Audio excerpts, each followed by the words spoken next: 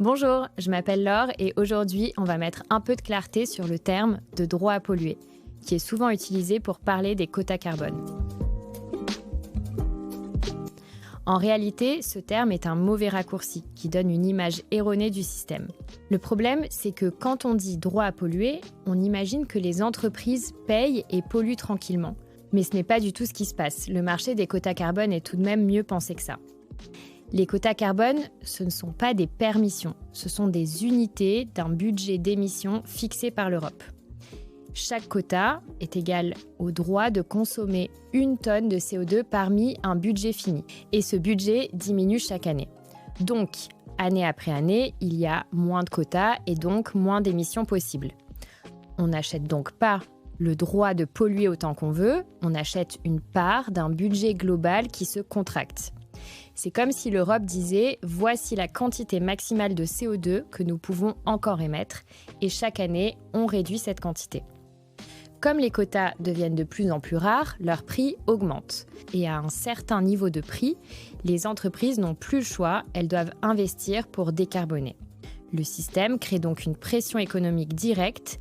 Polluer coûte cher, réduire devient rentable. C'est ce que nous avons vu dans les vidéos précédentes si vous souhaitez les revoir. Mais ce n'est pas non plus un système qui avantage les entreprises les plus riches ou puissantes.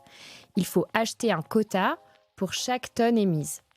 Donc si je suis une grande entreprise, je vais émettre plus qu'une petite, donc je vais devoir acheter plus de quotas.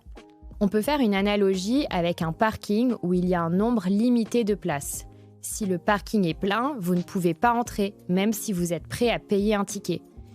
Et maintenant, imaginez que chaque année, la ville supprime des places de parking.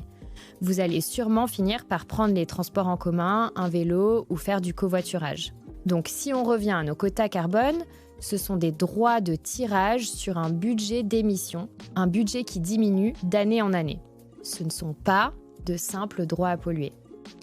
Et chez Omayo, on permet aux particuliers d'investir dans ces quotas. Lorsque vous investissez dans des quotas, vous les retirez du marché. Donc vous réduisez le budget disponible pour les entreprises et vous participez à leur décarbonation en profitant de la hausse du prix des quotas. Donc en résumé, droit à polluer égale expression trompeuse, les quotas égale un budget limité qui diminue chaque année, et ce système oblige les entreprises à décarboner et non pas à polluer. Si vous souhaitez en savoir plus, n'hésitez pas à regarder nos autres vidéos dispo sur Instagram et YouTube, et pour investir, rendez-vous sur omayo.com. À bientôt!